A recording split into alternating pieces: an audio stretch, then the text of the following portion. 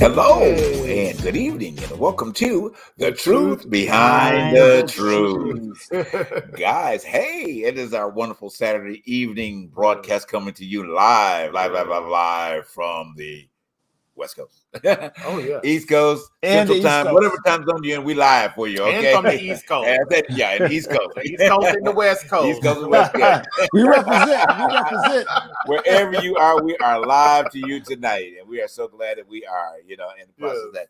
Do want to welcome our Facebook family, YouTube family, Instagram family, our UK family, Yes, and our TikTok family. yes. We didn't get to post much of TikTok this past couple of weeks, but I'm sure they're hanging out there somewhere. Hopefully they'll figure out, remember that we're on tonight as well, and definitely our YouTube family. We're so encouraged about that.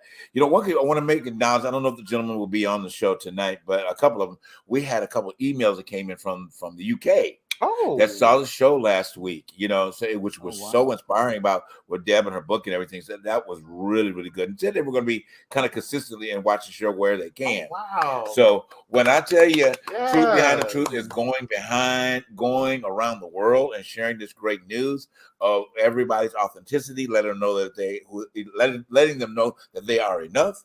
It's powerful. Yeah.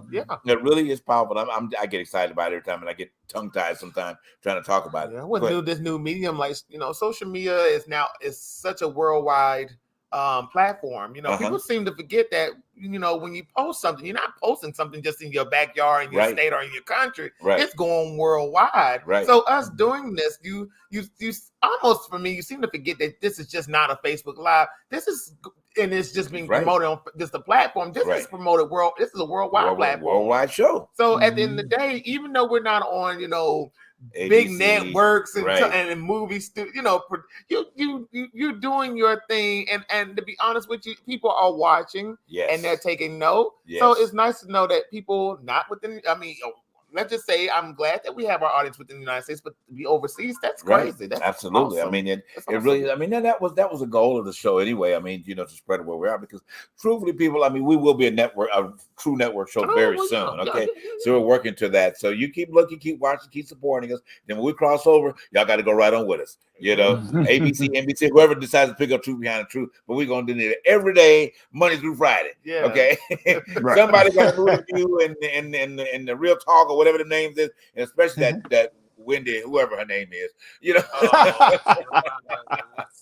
Hey, maybe she need to come on the Truth Behind the Truth and let us expose the truth behind her truth, because she don't know it herself.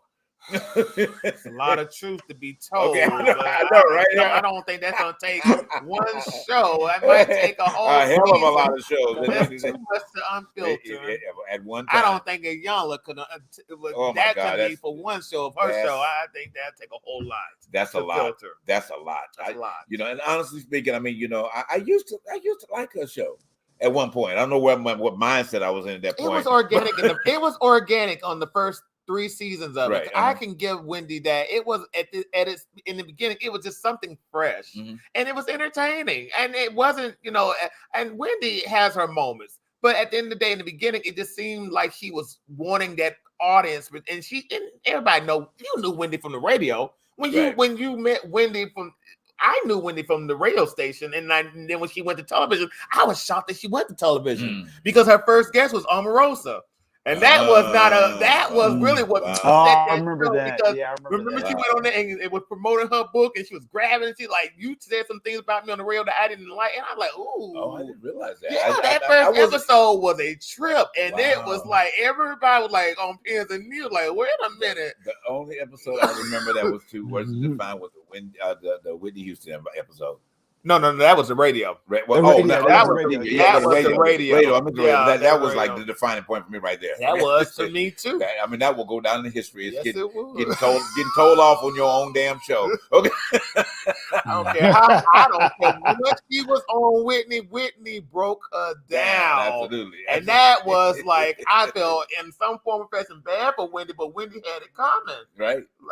And she wasn't the only one. Absolutely. Harold, how's your week, brother? It's good. I'm in another location. I'm not at the usual studio. Right, exactly. The executive's office, right? Yes. What'd you say? You're in Atlanta, right? Yeah, I made my way to Atlanta. I got here a couple hours ago. So, this is not the normal scene. I don't know how that lighting is looking, but we're here. You're all right. You're good. You're good for being on the road. You know how we were when we were in Vegas. So you're like, okay, they don't see the bed in the background. Right. So we understand how we travel with the show, So it's definitely all good. Definitely all good. Well, guys, tonight we've got an awesome show. This is kicking off. We're going to be several weeks of having different guests coming back, and we've got some really prominent, great guests that are coming back in the show. We're starting out tonight with our wonderful love, Susan Gill, is back with us tonight, and some powerful words coming from her tonight. Yes. And we're going to have different guests throughout the weeks coming up. We have Coco Brown that's going to be back with us. Keith Burke, that was formerly from the Have and Have Nots, will be back with us. Next week will be Kevin Savage. Next week will be actor Kevin Savage from Lovecraft. So he'll be back with us, as well. I'm sorry to put it. Unfortunately, Lovecraft got canceled, but we'll talk about that later. That's sad. That's real sad by HBO. But anyway, I just had to take a sidebar to say that. But anyway, so he'll be back with us. He's got some new projects he's been on as well. And all these people are coming back because guess what? They want to kick it with the fellas. So that's what we're calling our series right now, Kicking It with the Fellas. Okay. We're going to talk about what they're doing, and then we're going to be in a little bit deeper into current events for the next few weeks. Okay. Because we want to hear what their input is and how we can help you guys see your authenticity. Okay. And hopefully help you find out that you are enough through these current events and how to separate yourself from all that garbage that's out there that's going on. And number one, it is. And the number one, as we come back from break, we're going to get into the major garbage talk about this past week. Okay. The who? Oh, anyway. The whatever the hell. The who? I'm just saying. All right. We're going to get into that debacle. That's what we're going to go. That's what we're going to call it, the debacle. Okay. But anyway, you're all right. I'm good. I was agreeing with the debacle. I mean, I really did not know it was going to explode, but it was a complete debacle. But anyway, we'll save that for our guest when she comes on after the break. But anyway, we have the beautiful Susan back with us tonight, and she was so inspiring with us. A couple shows back, she was with us doing our racial reconciliation shows, and which was really powerful. So I'm interested to hear what she's got to say tonight, speaking to the women, letting them know that you don't need a man, okay, to be who you are in your authenticity. Right. She's got very poignant points about that as well. So we're gonna get into it in a minute. Other than that, and by the way, guess Parnell will be joining us a little bit later in the show. He's on the road in a great show, so he'll be joining the show. He'll be popping in throughout tonight. So those of you that are looking for Parnell, he'll be here. All right, he's coming. He's coming. He's coming. Absolutely. Yes. All right, we'll be right back with you after this commercial break, and we'll see you back with Susan Gill coming up. All right.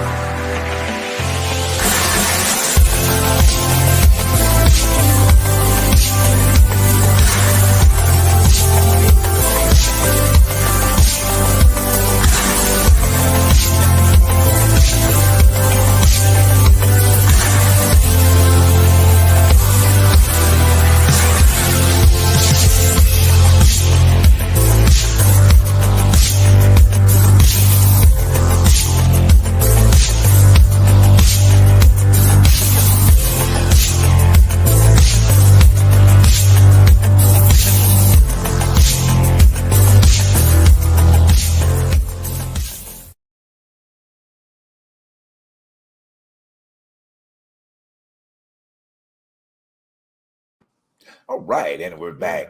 Guys, thank you again for tuning in to The Truth Behind the Truth. Right. As always, we always say that we're excited for you to take out your time throughout the course of the evening, whether you're watching it live right now or going back and viewing the videos at a later time. We do appreciate you taking the time to be with us and hear what we've got to say about what's going on in society.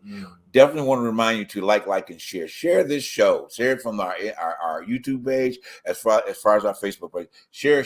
Get the word out there. Tell people about us, because we have some powerful things that we are sharing, with you guys on a regular basis.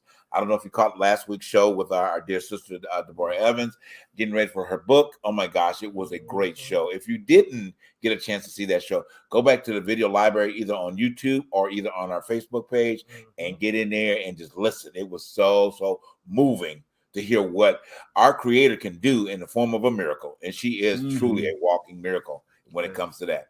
All right, without further ado, let's go ahead and dig in tonight. Yes. We want to welcome to this new series that we're doing for a few weeks called Kicking It with the Fellas. So we're going to bring our first Kicking It guest. All right. Yes. I love of the show. We love her dearly. We want to bring to the show again, Miss Susan Yoke. Welcome to the show. Hey. I love you guys. Yes, it's so great to kick it with you guys. I love it. Super happy to be here. Thank you for taking the time out of your busy schedule to come on and share with us. Thanks for inviting me. I love it. You guys are a blast. Right. Of your power of wisdom. Okay. Well, thank you.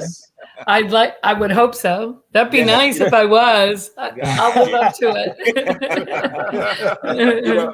I love the fact when we were exchanging texts today, about asking what was yesterday or today, we were talking about what we're going to kind of focus around the show. And I love your approach of really encouraging women that they don't need a man. Okay. Right. And this doesn't mean that no women please. I understand. Yeah. We're saying that companionship, whatever it leads to marriage, those type of things. But your persona of feeling like you need a man to survive and not understanding the purpose of who you are to that man or to that relationship, is the important thing. So, let's say that for the other part. Will that be the next point we'll get into? Sure. We want to talk about the hot topic. Okay. Sure. The debacle. Okay. The debacle. The debacle. Okay. I call him the baby. I call him the whatever the hell the name is. That is. But at the end of the day, and if you don't like what I'm saying, so what? People don't like what you said the other day. So what? Okay. At the end of the day, you have a very insensitive way of putting stuff out there about people that are infected with a disease that they had no, that didn't get involved in anything. So that's what really the heterosexual and the gay community has been really mad at you about, at the end of the day. But go ahead, Aaron. I'm sorry. So JB, for the people who don't watch TV and like I don't and follow things, tell the folks what we're talking about.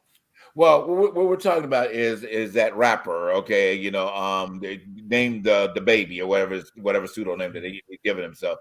But he was in a concert. And during the concert moment, he pulled aside a moment to start spewing complete negativity over the LGBTQ community and the AIDS people that have AIDS, and kind of circling back, blaming the LGBTQ community about the infection of the AIDS disease in the communities, and then he went on rant and raving about it for I think several minutes or whatever the case may be. So it caused a great media storm, what he had said and what have you.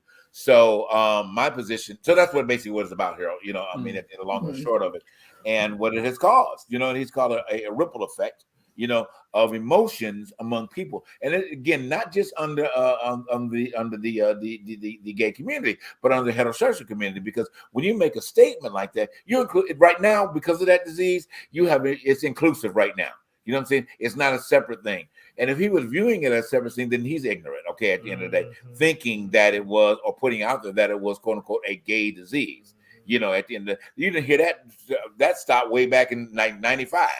Right, but the whole thing was really a big gimmick, to be honest with you, because his whole entire set was really want to get back at certain people within his industry, which I don't understand. I don't understand why in this music game right now there's a sense to want to combat your peers or want to be in some form of competition. That's the one thing I don't care for. But there was a situation where he Yeah, you know what? And if you're not a follower of today's music, I understand, because to be honest with you, I'm not too big of a follower of it either. But I listened to some of the stuff on social media, and there was a lot of stuff that was going on about Megan Thee Stallion and him being friends. And you know, there was a situation with his friend Tory Lanez shooting Megan Thee Stallion. So that night he did that call to action, which is now what we're talking about. He brought the guy who actually was the situation between him and Megan Thee Stallion's friendship, Tory Lanez, on stage, proving a point that, you know, I'm for this guy who actually almost shot you in the car. Because there was a situation when he shot this lady, Megan Thee Stallion, in the car. And now there's a situation now that they're going to court about that. It's been alleged that he shot her in the foot.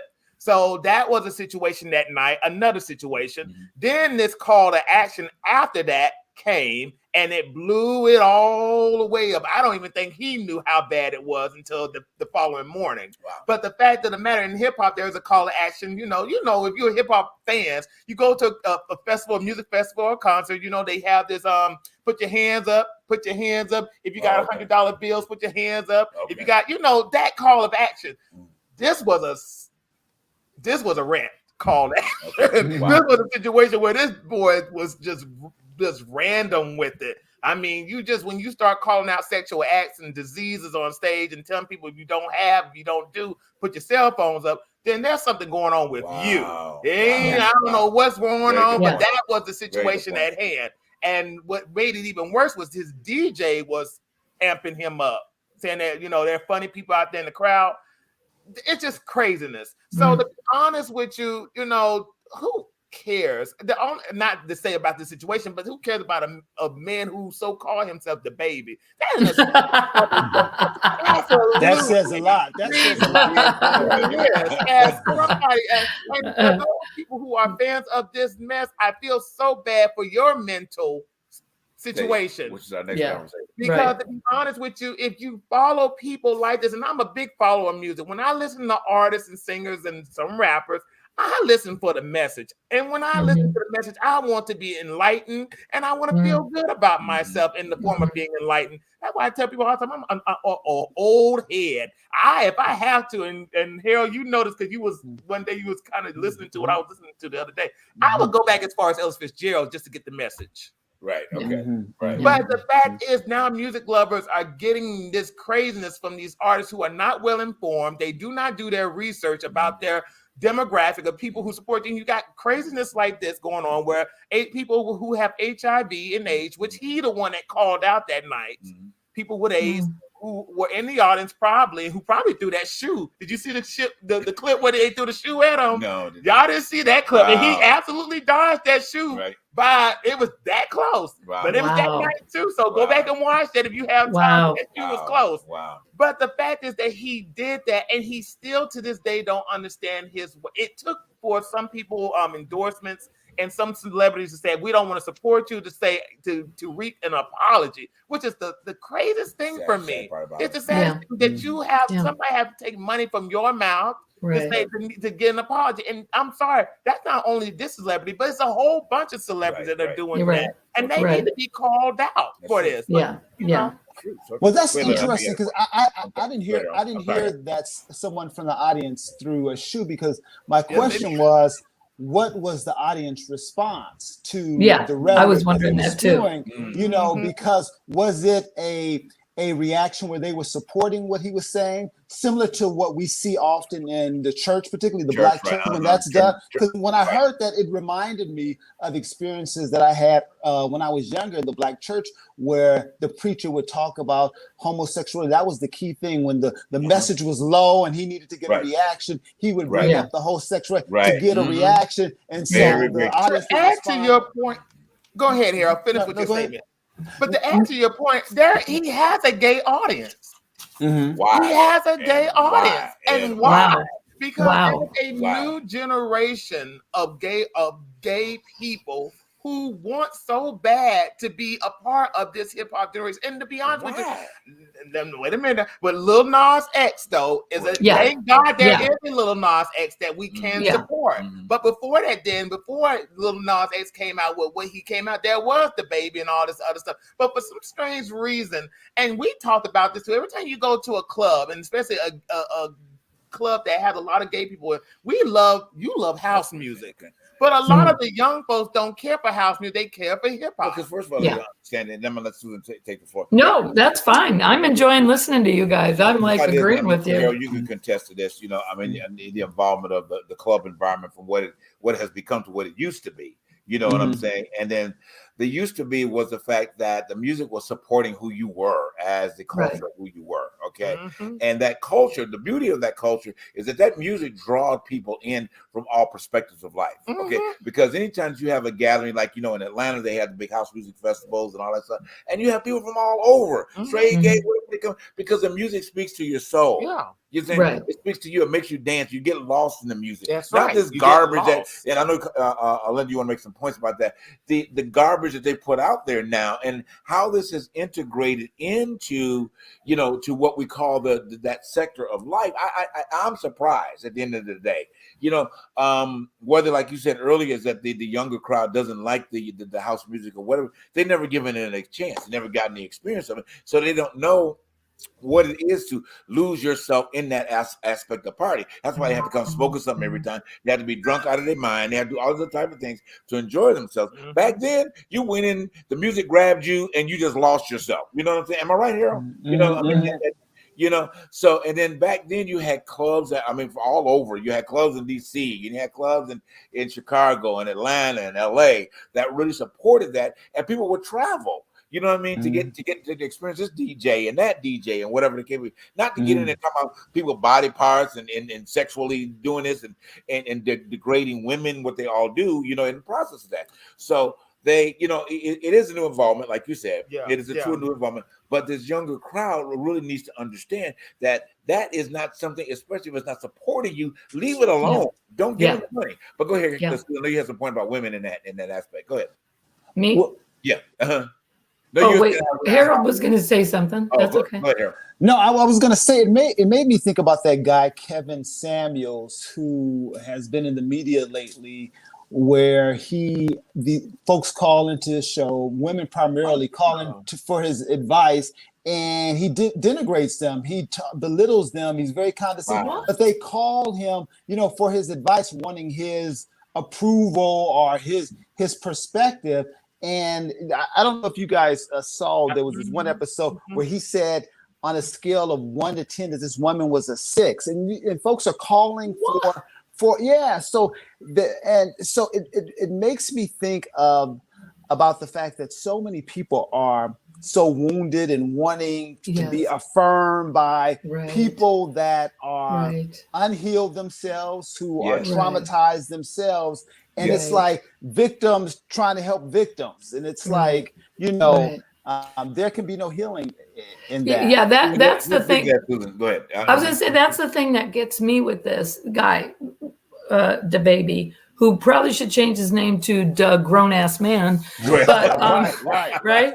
Let's start there, dude. But whatever. And when you think about the irresponsibility of in this day and age, to be spewing out such hatred and hostility to this audience who, and I had the same thought as you, Harold, how many of these kids or young people are there looking to belong, right? They're looking to belong. Oh, okay, well, if I want to belong with this guy and this crowd, I guess I should feel the same way. And right? And then they start adopting these attitudes that might, you know, that are just hateful and wrong and probably aren't really what how they really feel, but they're so wounded that they're like going to grab onto this to say, you know, I want to be a part. And I want to be accepted. And, and a lot of those young people were probably looking around the room to see, well, how's everybody else reacting, right? Exactly. Well, I'm going to go along with what everybody else says, and then they're going to jump in there. And it's like,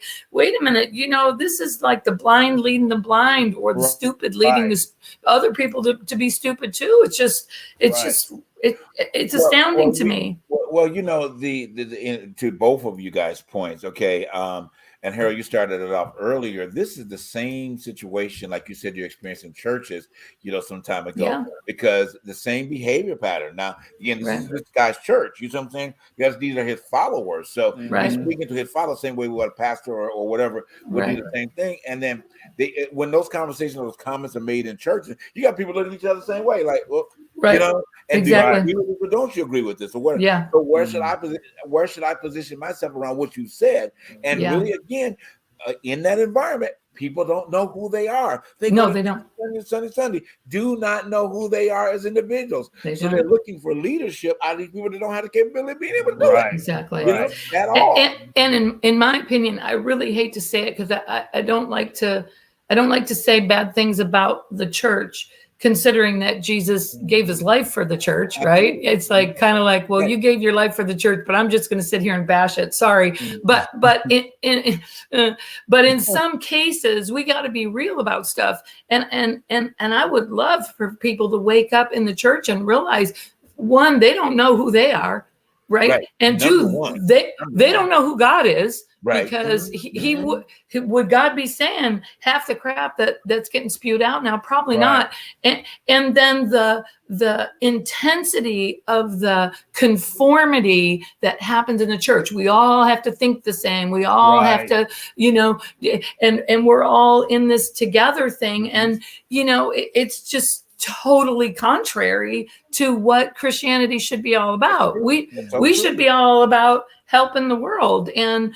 instead of huddling together trying to figure out collectively who we are and what we stand for, because our leader said this, and 90% of the audience agreed with him, so I'm going to agree too. And it's like, wait a minute, you guys just perpetuated this group thinking that's just full of dysfunction, and nobody's questioned it. Nobody's questioned if the idea was right or wrong or good, or, hey, is this a healthy idea? Is this a God idea? Nobody's questioned it. And then nobody's questioned themselves. Is this who I am? Is this what I believe? Right? Or wait, I want to fit in. I better just agree with everybody else. You know what I'm saying? On the subject of AIDS and HIV, there's so much information that could be researched, that could be looked up, could be read about right now. And I'm so tired of people, especially when it boils down to social media and music and artists and politicians or ministers, who get the facts wrong. Because technology is so varied right now. You cannot get anything wrong. And in this situation with the baby, he got it wrong with trying to just throw this topic out. So wrong. Throw this topic out like it's just nothing. And you have your audience could be suffering or had a family member who might have died from HIV and AIDS during the epidemic, or now at this point in time. He could have did so many call to actions. It could have been, those who have survived COVID, raise your hands up. Those who've been vaccinated, raise your hand up. That's the situation that he could have expounded on. But you know what? It's not okay. But it's to be expected in a generation who do not like to be corrected. That's true. Right. Now in society, people do not want to be held accountable for their insecurities, for their misogyny, for their homophobia. They don't want to be, and you have people who are backing him up because they themselves are fighting their own insecurities, their own exactly. And I hate to say it though, but in order for him to make this right, he might have to do a video with Lil Nas X. I'm just saying it doesn't have to be funny, but just to set things right within his own career, but probably within the community as a whole. Because it's not only, and I hate to say it like this, Susan, not to, just to push the white audience, but this is a situation within the Black community that we've been suffering for years within the gay and the stereotype and perpetuation of the church in some form of fashion. And not only that, but being on college campuses too. We just cannot correlate because we don't want to be seen in the same room with each other, and that's got to stop. Right. Got to stop within our community, but that's where the growing and and doing your research go hand in hand. And in order for him to just make this right, he might have to do a conversation with Lil Nas X and some LGBT community. Well, I mean, and if it's trans community too, right? If his viewpoint has not elevated now, it could be viewed as very much as propaganda. It's hard to come back when you made blanket statements like that, and then not giving any restitution to it at the end of the day. So I don't know if he has to go and serve time in an AIDS ward to see where the patient is going.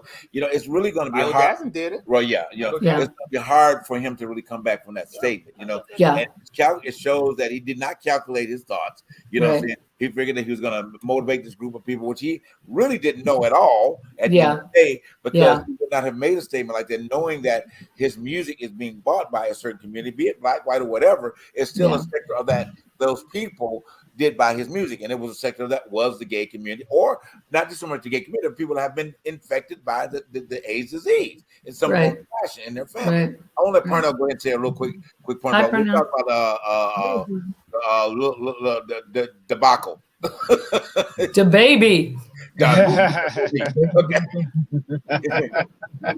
Well, it's very interesting. First of all, hi everybody. It's good to see you all. Hi, Parnell. Hey, Parnell. Y'all know I'm on my way to the pageant here. My friend Frederica is riding with me. It's her first time listening in, watching the show. Welcome. Hi, Frederica. Well, this is one of those things where, what's that saying? Sometimes it's better to be thoughtful than to open your mouth and remove all doubt. This is definitely one of those instances. And for me, the HIV stuff is like, what is this, 1991? Why are you this ignorant information that we know so much more about HIV and AIDS in 2021? And for all the comedians and whatever out there, jokes about what a woman's vagina smells like are so played out. It's so that was misogynistic. I'm gonna say it bullshit. So like, ladies, if your coochie smells like water, put your phones up. Like, really? Wow. So for somebody who's trying to always get you, you're just gonna insult the women who have what you're trying to get into. Good luck getting laid tonight. Wow. Yes. Okay. All right. Absolutely right. To grow the hell up, and for him to make the homophobic comments he makes. Here's the thing: straight men who are secure about their sexuality don't make random out of like, where did that come from? Right. No, anything gay towards you, automatic out of the air. Go like, well, if you second dick in the parking lot saying something like, what? Why is that even a thought in your head? Right. Thank you. Right. Friends who never say some dumb shit like that. Right. Because it's not something that they're thinking about. It's only those people, as we know time and time again, it's only those people who are struggling with their own sexuality identity. That they feel that they have to say something to throw other people off the scent. Mm-hmm. Yeah, that was my point. That was my other point about this guy. It was, you wanted to talk about mental health issues. This guy is clearly an example of someone with some mental health issues. Mm-hmm. I mean, for real, right? He's got a microphone and he's got a stage and he's got money and he's got an audience, but he still has some mental health issues, which is pretty scary because now he's taken that out to the world. You know, he's been given a platform, and now let's compare that to the athlete, Simone, who said, hey, I mean, talk about character. She's like, I'll acknowledge I've got some mental health issues, right? Which I'm going to say probably for a Black woman, that's harder to do than for a white woman. So I give her a lot of credit for that because I think that was hard. I mean, the poor thing was on medication that she wasn't even sure she was going to be able to take in Japan. She had to get approval to take right? We were talking before, like what the hell happens in Japan to anybody who's got ADHD or needs Adderall or Ritalin or some sort of drug? I mean, it's outlawed. She had to get permission for that. Absolutely. So, and how shameful could that have felt to her, right? To even have to ask for that and fill that out. I mean, it's like, so to me, you got this girl who's somehow managed to become the greatest freaking gymnast with all this stuff against her. And she comes out with such amazing character to just say, hey, for my team, she was having those, what did she call it? Those the twisties. They get like a dizzy thing, So that's a real thing that really happens to people who struggle with this. So, and she came right out and was, like you said before, Dylan, about being accountable. She was accountable. She can you imagine how she had to weigh out what she was about to do to her team and representing her country? But I mean, she took all of that. To me, that's an example of someone with a mental health issue who had some incredible courage and character. And then we compare her to, this dingbat with, I hate to call him a name, but I'm sorry, very immature, someone who clearly has a mental health issue. If you have that much hatred and you're going to spew out that much junk to an audience, my gosh, you've got some kind of issue. Or maybe he was high. I don't know what the guy's deal was. But to me, it was just such a difference in the same week. You've got this and you've got that, right? But clearly, two mental health issues: one to the extreme, and one taking responsibility for where they're going, what they need to do. Non-responsibility, see the action of a non-responsible person to the action of a responsible person. Which we talk about on the show all the time. Being accountable for the decisions and the actions that you do. Which, as you said, Susan, people don't want to do that. You don't want to do that because you get totally exposed at that particular point in time. And they don't like that level of exposure.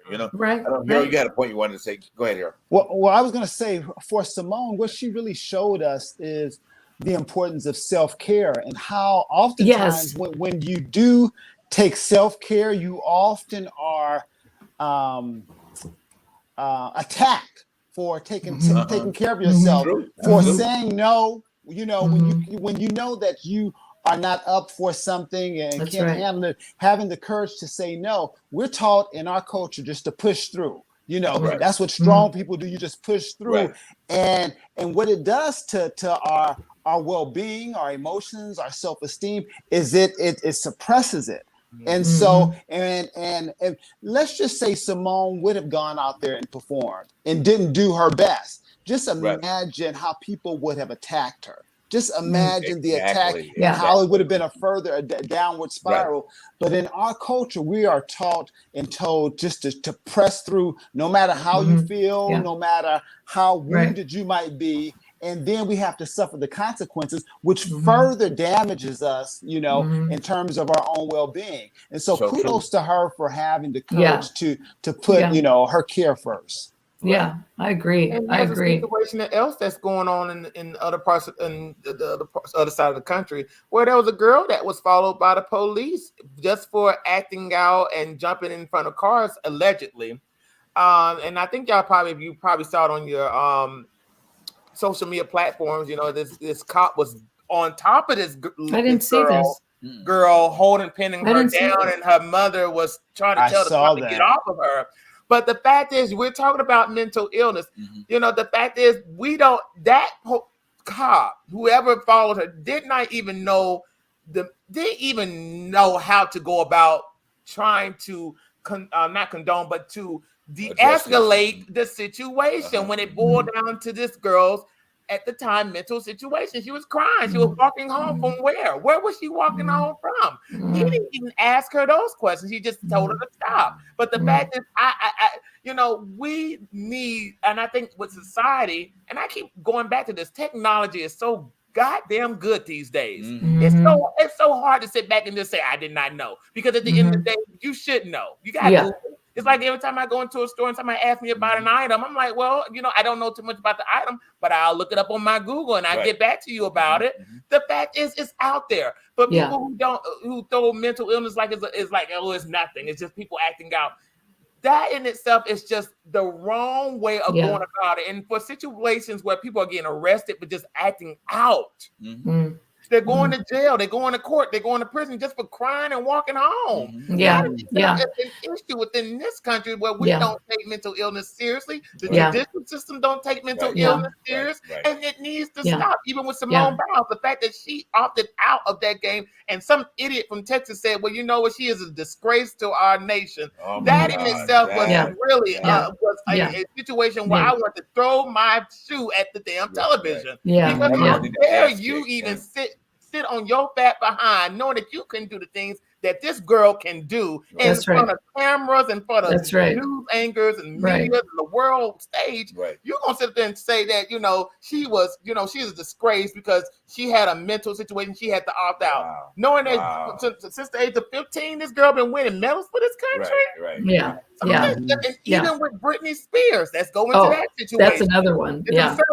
Even with her mental illness, the fact that her family through this situation could take money out of her pockets because she was not mentally there. Something needs to be put out in this country where people need to be protected. But there needs to be some accountability for this craziness too. Not on the mental illness, but on the people who can take advantage of the situation. No, I agree. And I used to, whenever there was a new, school shooter, I would always just dig through their backstory.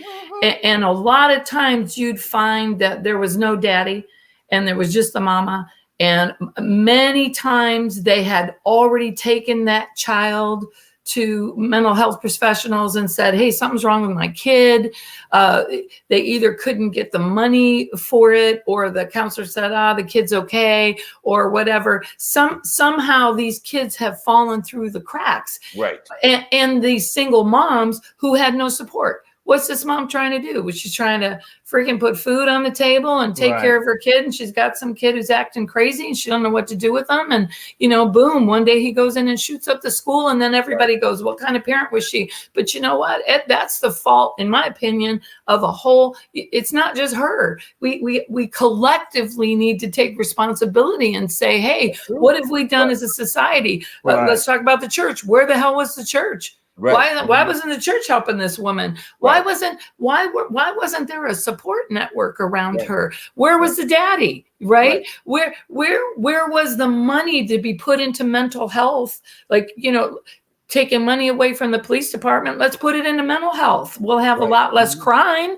Let's try to do something like that. I mean, not that people with mental health issues cause crime, but there's a correlation between, look at the guys shooting up the school. That's a mental health issue, any way you look at it. And then you got the gun people saying, oh no, let's get rid of the guns. And this is a gun issue, not mental health. Okay, whatever. I don't want to get into a whole gun issue, but I do want to get into the fact that we have a serious mental health issue in this country. And even if you would just look at post-traumatic stress disorder or suicide rates, or even if we just stopped at post-traumatic stress disorder, anxiety. Look, and a lot of that anxiety medication was only supposed to be used for short periods of time. 2 weeks, 3 weeks, a month. Well, you got people that are on these anxiety medications for 3 years, 4 years, 5 years, and they're really struggling. People are struggling, and even just women. I deal with women all the time because I did so many years of dealing with women's ministry. I was in charge of women's ministry for a lot, and I just have a heart for women. But I'll tell you, the biggest one that's a stigma is women who have postpartum depression, because they go a little cray, and they start thinking, they feel guilty. I just had this baby, I should be happy, and other mothers judge them and don't. Hey, until I've had postpartum. Postpartum depression. Well, I've had post-traumatic stress disorder too. Let's just go down the list. I had a whole bunch of stuff. Okay. But postpartum depression, man, that is a nasty thing to deal with. You have you can't control it. It is something that overtakes you. It's hormones, it's chemicals, it's all kinds of stuff going on, and there's a real big stigma with that too, which is a shame. It is. It's a shame, and that is so bad in itself. There have been many famous women who had went through that and been just stones have been thrown at them. I was watching a documentary on Princess Diana where even within her family that she married into, because of the fact that she was crying just randomly, they thought something was wrong with her. Like they really just threw darts, and the media threw darts at her because of the fact that they didn't understand postpartum depression in the royal family. Even let's take it off of the royal family. Let's talk about Hollywood. Let's go back as far as the 40s and the 50s where pills were thrown at actresses who were having situations on a set where they just came and had a baby and came back to the set and they were just going erratic. I think about my own legend, Judy Garland. Pills just being thrown at her, and you think about people like Marilyn Monroe in her own little way. She had situations of that where she had went through a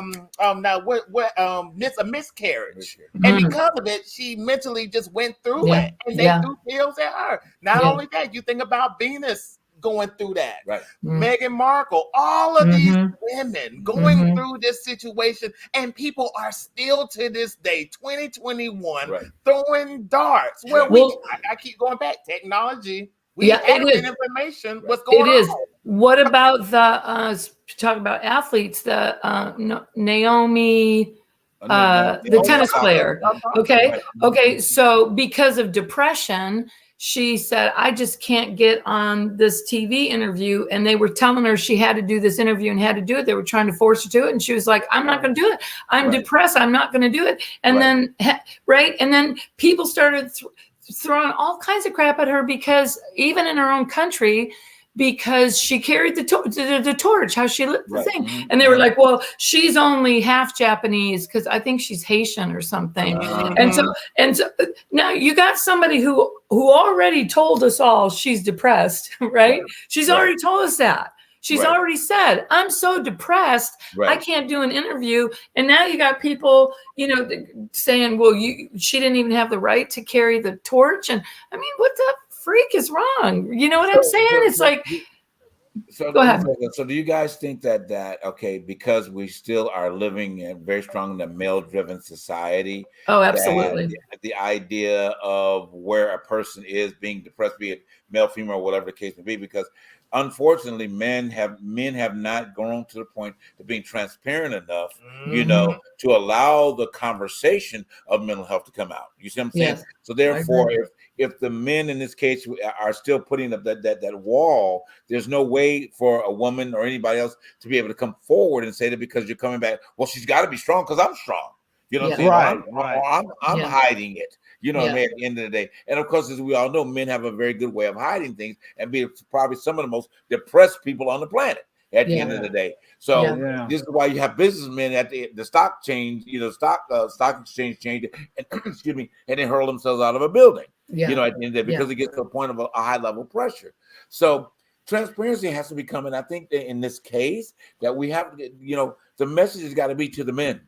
At the end of the day, it's got to be really strongly to the men because you are setting the example of what is happening in society, and you're trying to hold all of these people accountable by you not being accountable at your own situation, which goes into what we start off the conversation with the debacle. Okay, right. Because he was not accountable for his own mental capacity. So what he does is he spews that out on everybody else, at the end of the day, to get an allegiance of people to support his own agenda. So to keep him in his own, own frame of mind. Hold on, Harold had one point. Sorry. Go ahead, Harold. No, I was just going to say, in our culture, we often associate having regular human emotions as weakness, as a weakness, so you can't, you're not allowed to, as a man or even as a woman, just to have emotions of sadness and fear. And so what happens, because you're not able to express it, you suppress it. And then that turns into other things. It turns into anxiety. It turns into diseases like cancer, And so unfortunately, that's kind of the norm in our culture. You're not allowed to just have normal emotions. Right. Exactly. And you know the thing. Oh, go ahead, Parnell. I'm sorry. Oh, it's on me. I was just nodding my head. Oh, okay.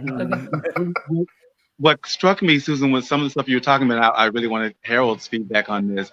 Was like a lot of nutritionists talk about how the surge in mental health issues is tied to what we eat. I agree. And the chemicals and stuff that's in the food that we eat, and the additives and preservatives and all the chemicals in all the products that we use, that, you know, when you look back before all these things were introduced, we didn't have these situations happen with the frequency that they're happening now. We didn't, I think we talked like a week or so ago how the incidence of cancer has grown exponentially to the chemicals that we are intaking all the time. And it works out great for the pharmaceutical and the healthcare industry because they have all this coming up, but for humanity, it's not doing so well. And when we have so much misinformation going out there, which just adds to the stress. When we're talking about what Simone was dealing with, again, with the Twitches and that whole thing of like, yes, so would we have only been happy if she'd have muscled through and ended in tragedy trying to do that, what's that, Yurchenko move? Like, okay, we're all rah-rahing her that she was able to land it, but people wanted her to press on despite the fact that she's like, wait a minute. I'm flipping through the air and I'm having difficulty navigating when I'm up from down. So you want me to be doing that just for the greatness of the country, where I would end up breaking my neck and being paralyzed for life. But I hung in there, and our strength, come on. I would much rather have her set the example of like, listen, this is great. This is wonderful. I'm here in the Olympics. I'm trying my best. However, I simply can't do it, you guys. Absolutely. I thought it was the best example of self-care and empowerment that I'd seen in a long time.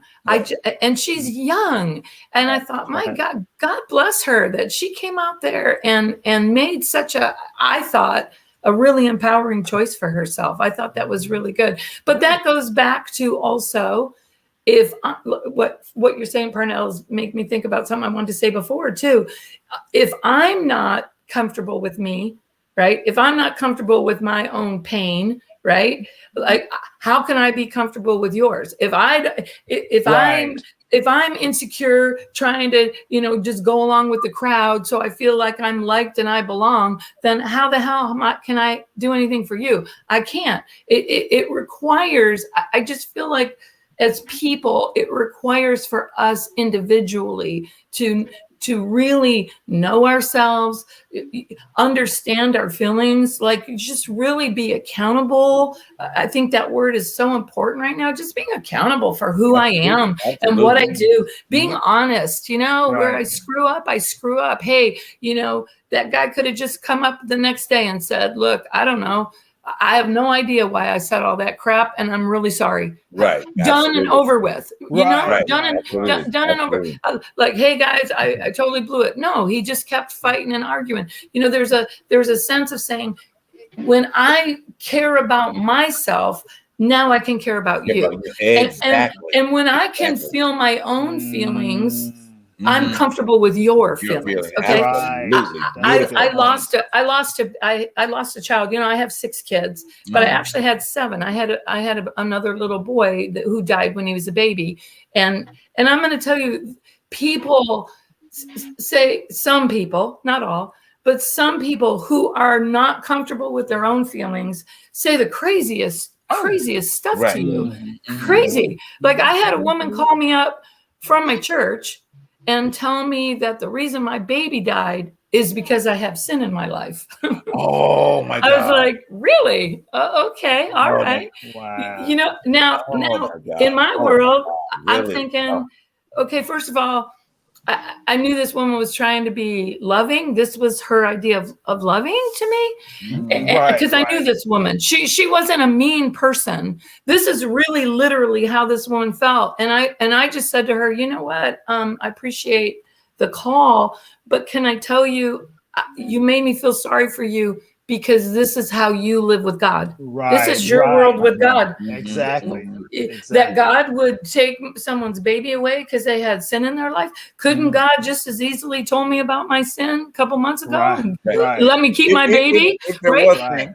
Right. And did God even take my baby? Like, Right. like, what is all of this nonsense? This, you know, and she was like, well, you don't have to get defensive. I'm not being defensive. I'm totally full on. You, right. I get off the phone. I'm thinking, you called me, right? I didn't call you. You know what I'm saying? I didn't call you and go, hey, well, why do you think my baby died? No, you called me to tell me why you think my baby died because you thought it was going to help me. And now you don't want to be accountable for what you said. Well, but case in point, this is a woman who clearly is not comfortable with grief. Okay. Who knows what kind of crap had happened to her? Exactly. Yep. Who knows what kind of horrible things happened to her that she just kept pushing down because she just couldn't let herself feel it. Maybe she was afraid. Maybe she didn't have the skill. Maybe she didn't have the support, you know, to just feel those feelings. So you can only give to somebody else what you have. So in my world, like you mentioned Wendy Williams before, Wendy Williams, a classic example, in my opinion, of a woman with probably some mental health issues. I would wonder, I would question, I would definitely question how good she feels about herself. I would question that. Yes. How does Wendy feel about herself? I don't know. Because when you start tearing down other women that you bring on your show, you know, she just went after that Tabitha. I love that woman, that Tabitha Brown. Tabitha Brown, yeah. Oh God, don't get me started. Okay, I love her, and I love the way she handled Wendy Williams. Right, that was another great example that she came back in a very loving way. You could see she feels good about herself. She's not worried about Wendy Williams, cray. She didn't disrespect her husband. No. She just brought it, and I felt was very empowering, not only to herself but to Wendy Williams. I thought she gave Wendy Williams an opportunity to look better than she did, because she could have come at her. Right? She could come at her all kind of ways. So again, you know, she brought what she had inside of her. And I just feel like this is a time, even going back to the debacle, this is a time where we need to know what we got inside of us as people, right? What did Gandhi say? Be the change you want to see in the world, right? I want to see some change in the world, man. I'm going to be that change. I'm going to bring you don't see me on social media giving somebody a hard time. Now I'll call somebody out. But I'm going to call you out in a really loving way. I'm going to call you out. Okay. I just called out a lady I know on my Facebook who posted a thing about, you know, the gays stole the rainbow from us as Christians. And she wants to get it back. Right. So normally I just ignore stuff like that. So, you know, no, I don't normally. I choose my battles. But with this woman, I was like, look, I know you, and I know you don't realize what you just said. And I just put some grace on it, right? And I just said, hey, if there's anyone, let's also remember gays can be Christians too, lady. So how did a gay person steal a Christian symbol? First of all, that's their symbol too. They're Christians too, right? Anyways, I just said my thing. I was like, look, I just want anyone to know, if there's anyone reading your post who happens to be in the BQGT, whatever community, you know, not all believers feel the way you do. I don't feel that way at all. And I don't care who you sleep with. I don't care what color you are. I don't care what you've done. And you can have that rainbow all you want, because the rainbow is a promise of God's love for you. Right. So that rainbow belongs to everybody. Who stole God's love? God loves everybody. Right. Right. God's got a promise to the whole freaking world, lady, not just to you. You know, and it was just so like, okay, so I'll get into those kind of things, but I'm gonna say it really sweetly. I'm gonna say it really nicely. I do not text things when I'm angry, because I already know I'm Italian. I'm sorry. Who knows what I might say? So I know me. I'm like, I'm not going to go there if I'm angry. I'm going to wait until I process my feelings, give this some thought, and then I'm going to say what I have to say, right? But my point being,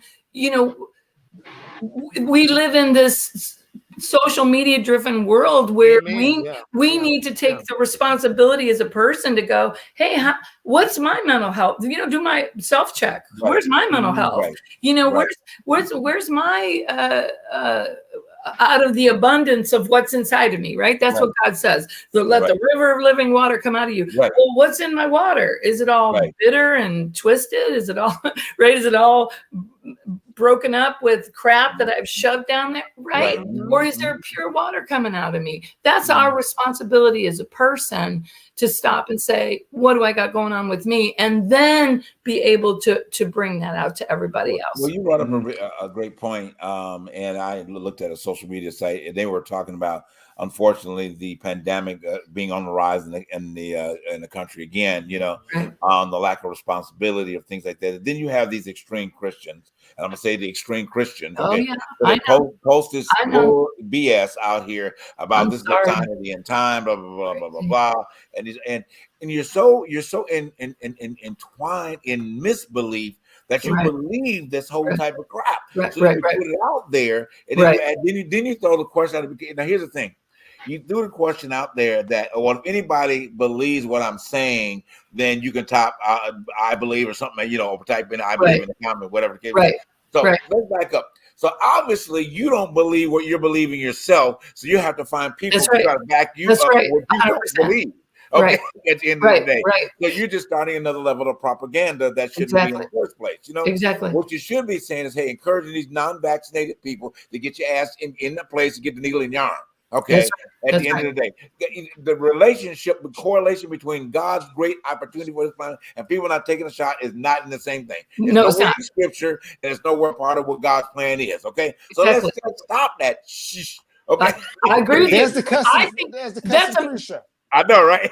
That's a mental health issue too, because that's fear and anxiety that they are going to turn into all these conspiracy theories. Exactly. Okay, I might slaughter this scripture, but when the whole COVID thing started, I painted a painting. Darn it, I wish I had it in here. I'd show it to you guys. I painted this painting. You could see it on my Instagram, but the painting is a big lion and he's roaring over the earth. And when I was painting it, I had no idea what it was. I just had the image in my head. Well, while I was painting it, the Lord started to talk to me and was like, hey, I'm about to release the fear of the Lord on the planet. And of course, that doesn't mean we're afraid of the Lord, right? It means we respect him. He said, because fear is going to take over the world. And I want to get rid of fear. And instead, I want people to know, hey, love and serve God. God is a real God, right? Well, then he takes me to the scripture in Isaiah 8. And he says, this is how I want you to get through this next season. Now, I didn't even know anything about COVID yet, right? Wow. He said, the Lord spoke to, I wrote it I put my own name in there, right? Because I'm a narcissist. No, we're talking about mental health, right? No. So I put my own name in there. The Lord talked to Susan and said, with a strong hand, he instructed me, do not walk in the way of these people, saying, here is a conspiracy, there is a conspiracy. Concerning all that these people call a conspiracy, do not be afraid of their threats, nor be troubled by them, for it is your Lord that you shall honor and fear. So I was like, all right. So I was painting that painting. That's what the Lord said to me. I'm like, okay, I'm into that. Well, then the whole COVID started, and then the crazies come out, right? Just all the, it's not a real disease, and and it's all the Christians. Oh, it's the mark of the beast. I saw Christians saying that the vaccination was the mark of the beast. I was like, what the crap? I mean, just and every time I would, not every time, but many times I would go to them privately, send a private message, and be like, that's just fear talking. And here's my painting. God wants you to not be afraid. And then I read them that scripture. Don't be afraid. Don't get caught up in all of these. And it was exactly what you said. They weren't sure, but somebody else said it, and their fear matched your fear, and those two fears joined together. And then now we've got all this, a tribe of fear. A tribe of fear, spewing out all this crazy nonsense, trying to make sense out of things that, we can't control. We can't control COVID. The one thing I'll say to this, I know we've got to wrap it up because I know you've got to go. I'm gonna say okay, let's just I won't put it on the Christian community. I'll take it off him just for a moment. Okay. Because they're hugely responsible for the thought patterns of many people and they don't realize it. But they really are, But what has been the most simplest understanding of who our creator is? Humanity has gone in and made it the most complicated thing to embrace. Amen to that. That is the truth. And that's sad. It is. It really is. And God is not complicated. No, he's not. He's not complicated in no form or fashion. Like we always talk about on this show, there's 3 principles we always say, about truth behind the truth. Simple. Love God, love yourself, love humanity. There's nothing complicated about that. There it is. At the end of the day, there's no misunderstanding it. It's just very plain and simple. But we complicate him because I'm gonna say people. This group here, okay, doesn't. But people complicate him because they live complicated lives. That's so you have to have a support to your complication. At the end of the day. So if I can say that God is on my side in my complexities, then therefore I can pass that and I can feel good about it. So therefore, I can stand on the stage, and call out A's and call out gay people and call it because I'm complex in my own life. So I got the support of it. I'm thinking some preacher said something to me in my ear that I heard when I was a kid that said that that the gay disease came from homosexuals. So now that rolls up in my thought pattern, at the end of the day, so I can throw this out on these people because these people are going to believe it, and the list goes on. I know we started out with him, but we'll end with him. Okay, at the end of the day, in and of itself. But I mean, it is. People, look, complexities, you need to address those in your life. Okay, you really do. Right. All right, at the end of the day, because it does open you up to more deep mental health issues. Okay. Yeah. If it's a complex situation, it's easier to deal with rather than mental health because it's right there. Deal with it. Talk about it. Talk to some friends that have a more clear, open idea of life that can help you see things a lot more clear. Y'all tried that. Y'all and fans have tried it. She tried it, but you still have people who still want to bring. Well, she didn't fix any. Well, I know what you're saying. Don't get me wrong. I know what you're saying, but it's just me being, right. But it's just the fact that there are people who do these things, right. But you have other people who do not care or do not go through the process of change. Well, because people don't want to be changed. We talk about it all the time. People don't like change because it's uncomfortable and it makes you move from one position to the other, regardless of that. Is it? Whether it would be funny, whether it's using a different type of toilet paper, people don't like. At the end of the day, you know what I'm saying? So if you don't like the change, going from soft to rough, then it's a big problem with you there at the end of the day. All right, you buy rough because it's cheap, but you can buy Charmin because but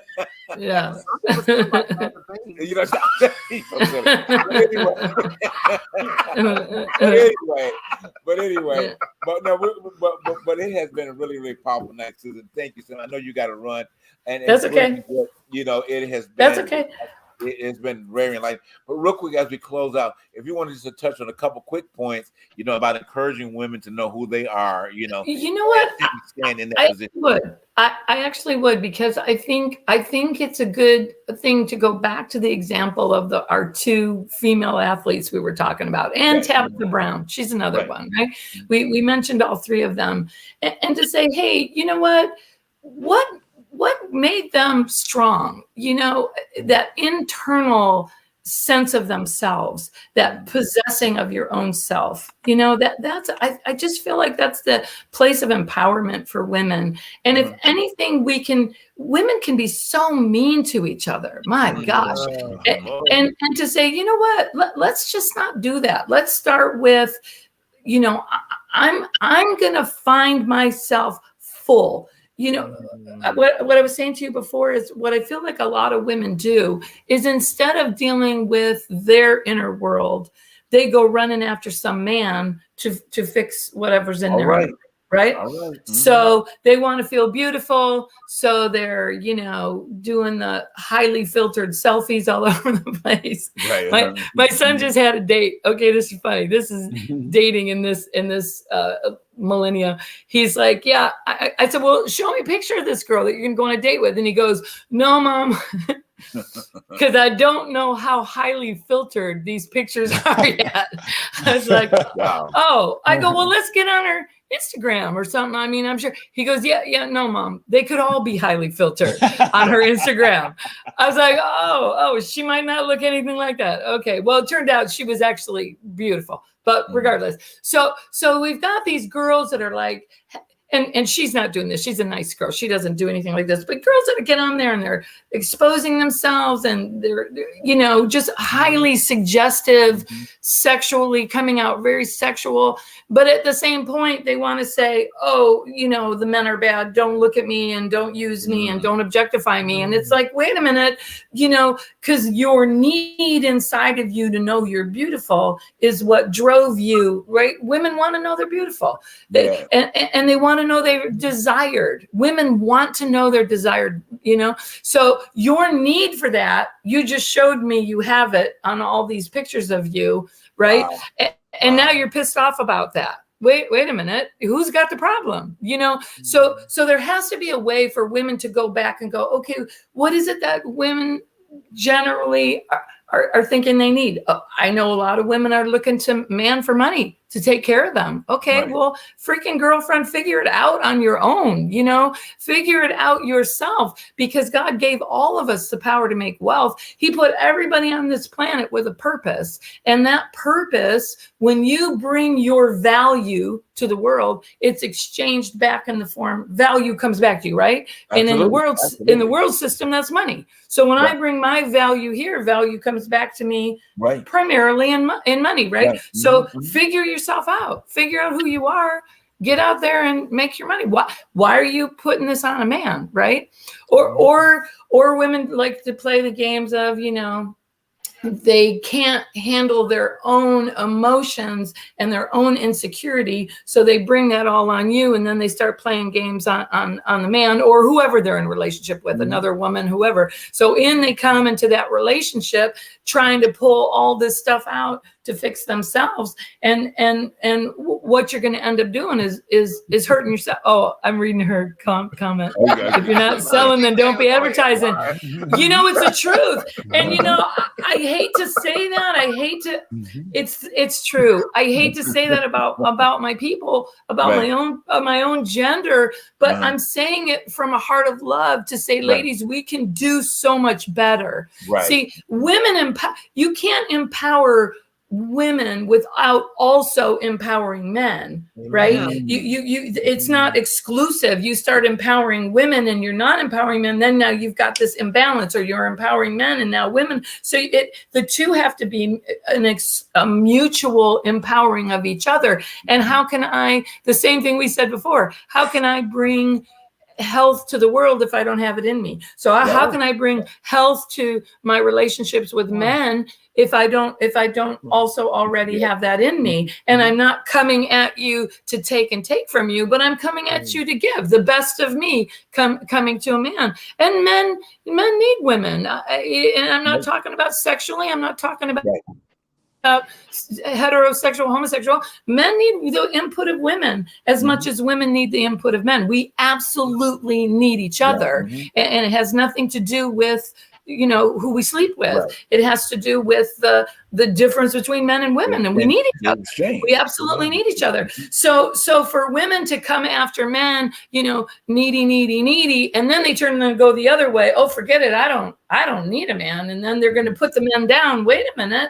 Now you're pissed off because you didn't get what you wanted from a man. Now you're going to go the other way and put all the men down. And whenever I see that bumper sticker, the best man for the job is a woman. Every time I see that, I want to pull that lady over and just go, honey, I want to hug her. I'm sorry, because you're hurt. And you're hurting the men. You're hurting the men. You don't know it, but you're hurting the men. Why is the best man for the job a woman? That's not cool. There's something cool about saying that. You know what I mean? Right. But women will laugh and say that to each other. But when I hear it, I stop it every time. Hey, wait a minute. We're not going to be about putting down the men. Why should we put down the men?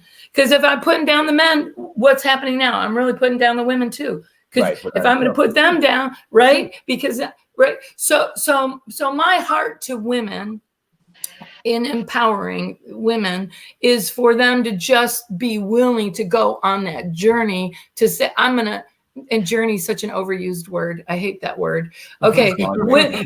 Women to be willing to go, let's say just internally and just do a little freaking checkup, right? Go through the process, right? I had a pastor that used to say a checkup from the neck up, so figure out what's going on up here, figure out what's going on in here. If you got something lacking or missing, my gosh, go see a therapist, go talk to a wise person who's right. Go talk to somebody, figure out your junk, get a good book, man, and figure out your stuff before you go attacking somebody else. Okay, that's what I would want to say to women today. Okay, figure your crap out. Oh, I know, right? Exactly. Wow, guys, this has been a powerful night. Susan, oh my gosh, as always, such rich oil that comes from you. Thank you. Thank you. We love it. I mean, just your versatility and how you are with things in society. Very, very poignant as to speak to that. I've done everything stupid. I made every mistake you could make, right? I just always kept going, how could I do that better? Right? I just kept going with God and letting God fix it. And the thing about it is, what's just pure about you is that the honesty about that. So many people will move to that level of honesty about that. Again, the conversation we started out tonight wouldn't necessarily be happening. Well, let's end this off on a good note. Okay. You know the song of The Facts of Life. The theme song. Somebody start us off and we'll end it on this note. I like that song. Somebody started off for real. We'll end it on The Facts of Life. Because that's basically what that is. We just need to stop talking about one another. And we have, this is, in this, we have all lived our lives. That's right. And just be honest, own your stuff, and then on top of it, tell somebody about it. That's so. Yes, 100%. 100%. Exactly. Well, guys, thank you so much for tuning in tonight. As always, when you tune in to Truth Behind Truth, it is a powerful, informative session of life-changing information for you. It is on every level, and we're glad you took the time out to be with us tonight again. Love you guys. Love you. Thank you. Love you guys. We'll be right here again next week with actor Kevin Savage digging in a little bit more deeper. Oh, nice. With the fellas is going to be some good stuff. I'm telling you, it's been powerful tonight. Yeah. Susan, thank you again, baby. Thank you. Hey, you're always welcome to come home and hang out with the fellas. I love it. I love hanging out with you guys. Indeed. Guys, have a great night. Harold Parnell, thank you guys for taking the time out, as always, being a part of this team and making it happen. We're here. All right. Guys, have a powerful night. We'll see you again next week on what? The truth behind the truth. Good night, y'all. Bye, guys. Bye. To believe.